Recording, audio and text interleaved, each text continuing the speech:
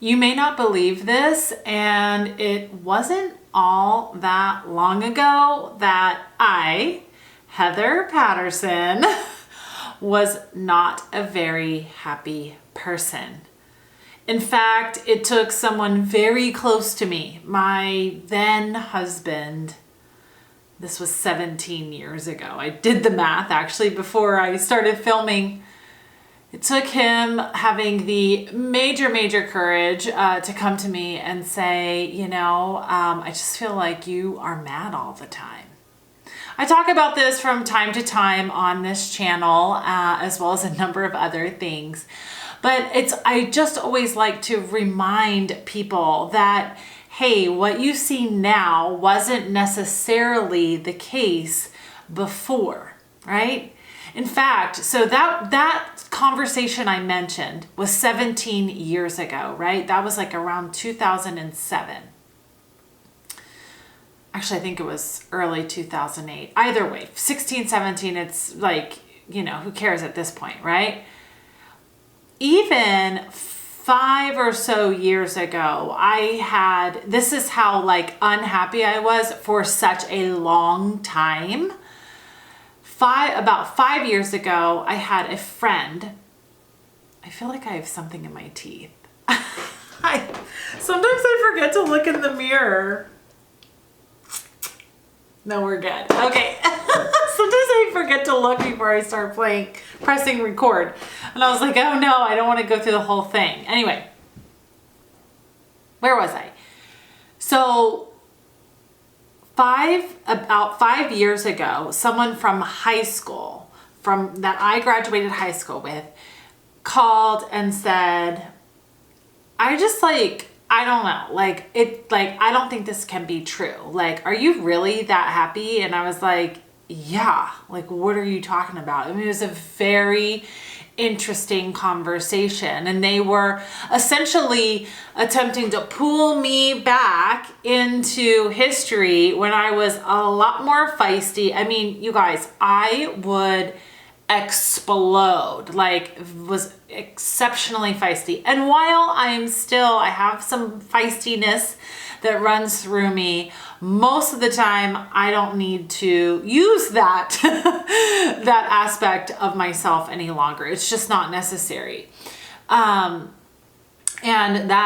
it's just such an interesting thing to think on about, like, why that feistiness was so prevalent, why anger and rage and all of that was so present in my life then, and compared to like who I am and how I operate now.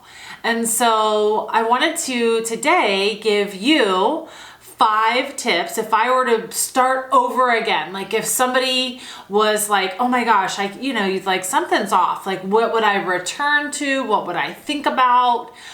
These are things I will say, like, I don't always maintain, like, I have my own little dips in my mood and my, and the way that I'm thinking. And so these are habits and ways of thinking that support me and other people in being happy. So I wanted to share them with you today. If you're new here, hi, welcome. I'm Heather Patterson. I'm a coach, teacher, speaker, creator, all the things.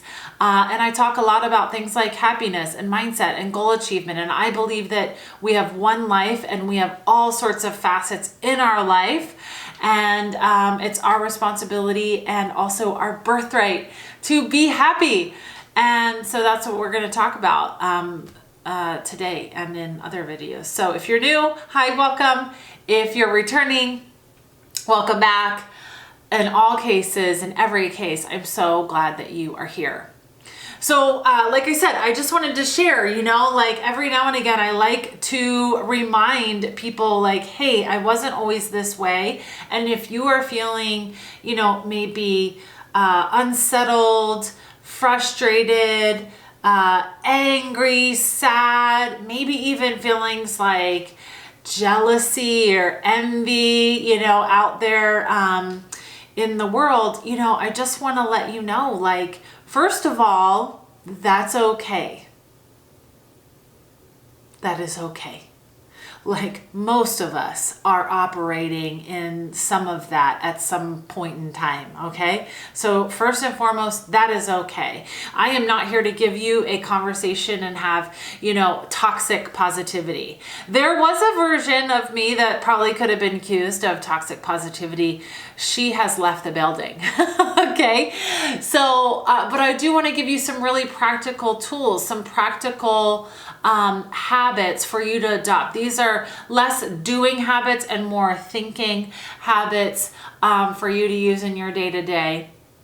And so let's dive in. There are just 5 for this video. I'm sure there are more, just 5 for today's video, okay? Number 1, I say this all the time, and I say this all the time when I am about to say it. Do you know what it is yet if you've been watching? Gratitude, right? So a habit of happy people is that they are able to look around and find good, see the good. Now, there are situations where things just flat out suck, and they're able to say that too, like that sucks, However, they're able to also look around and beyond and separate from those sucky things and find some good, whether it's something as simple yet maybe something we take for granted as a hot water and a hot shower, or a warm bed to go to sleep in, or something as grandiose as I'm looking out my window and I have a beautiful desert mountain view, right? And, right? But having gratitude, being thankful for what they have and also for what is to come. Number 2, and this has been huge in my personal growth journey, is alignment to my values. So I can think back to times when I was really unsettled, frustrated, angry, resentful. And it was because I was engaging in activities, situations, scenarios, conversations, whatever it was, that were not aligned with who I am and what I wanted to experience, who I wanted to interact with, how I wanted to be, even my own personal potential that I knew inside of me. And that's all tied to my personal values. So say, for example, when there is surface conversation going on. And there's a time and place for surface conversation. But if you're around me when that's happening, after a while, I start to get very disinterested. I prefer intimate conversation with depth and detail and an exchange, right? Those sorts of situations, they create happiness for me. I experience happiness when I'm engaged in those conversations. But if I just consistently put myself in these surface conversations, after a while, I'm going to be unhappy. So first and foremost, understanding who am I and what do I value, right? And that can take some work, some discovery, right? And then making decisions to say yes to those things that do align, and decisions to say no to things that do not align.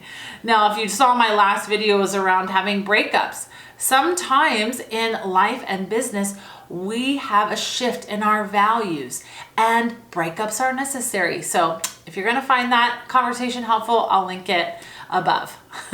Number 3 has been huge.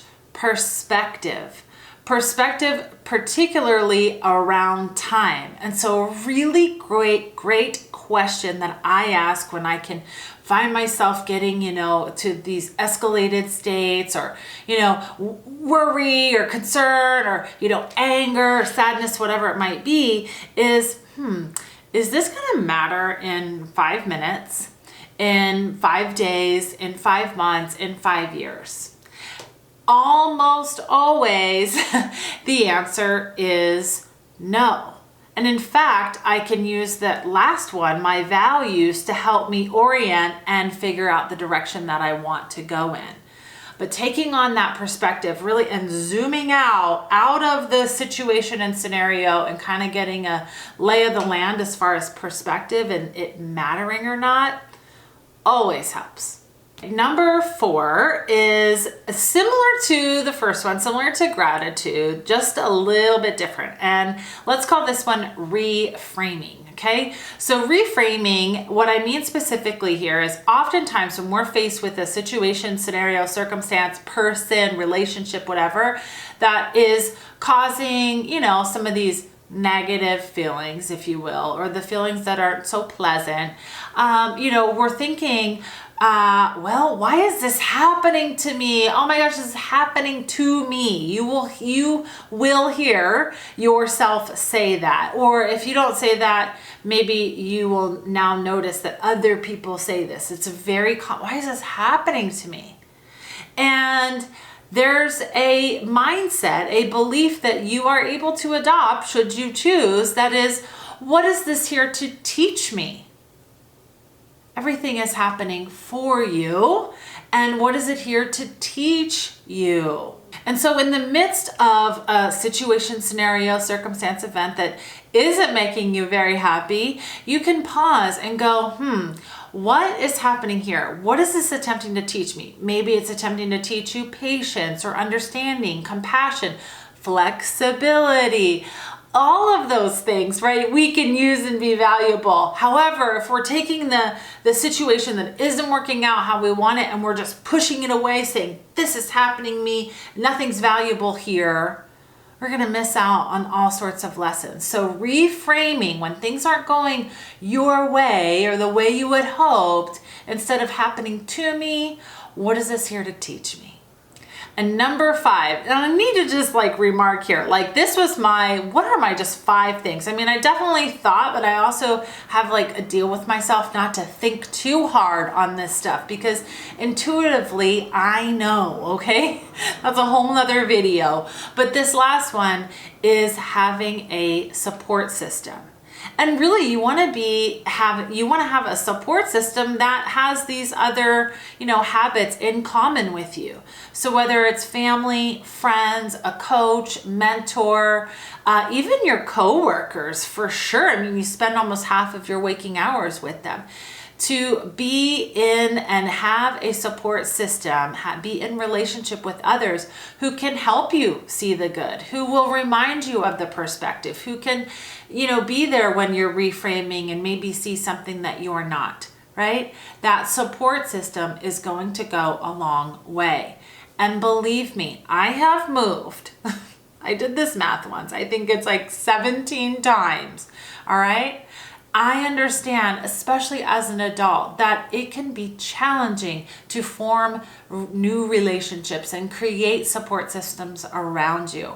There are definitely some shortcuts, some ways to fast track yourself in that regard. So if you're new to an area and you want some ideas, by all means, hit me up.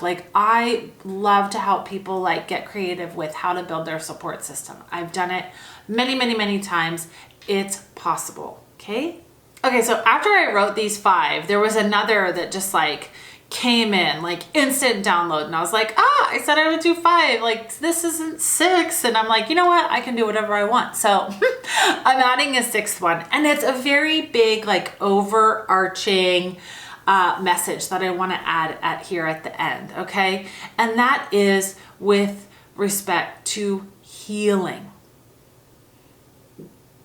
An unhappy person, a frustrated, resentful, angry, anxious person likely has some healing to do. I know I did. And there are many, many, many modalities.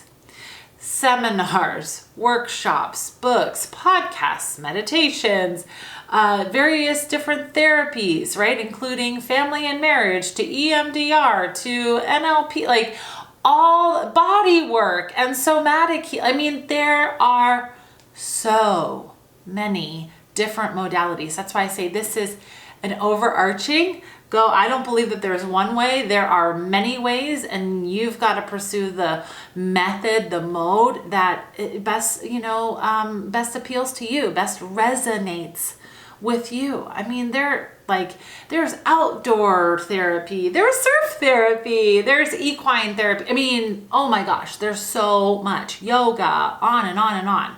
Okay? So my point here though is that, and this is what I've come to understand, in first of all, my own personal growth journey, and also in working with people day in and day out for the last, I think it's been now close to 15 years or so I've been in this realm of coaching and consulting with people. Trauma is the thread. It's what everybody has experienced. Whether it's like, you might hear this word like big T trauma, like the trauma that's more mainstream or what probably is coming to mind for you right now, or little t, the less mainstream, yet just as impactful, yet just as important to heal, right? People are experiencing trauma and are sometimes not even aware of it, right? And so to endeavor and commit to healing that, such that you have those areas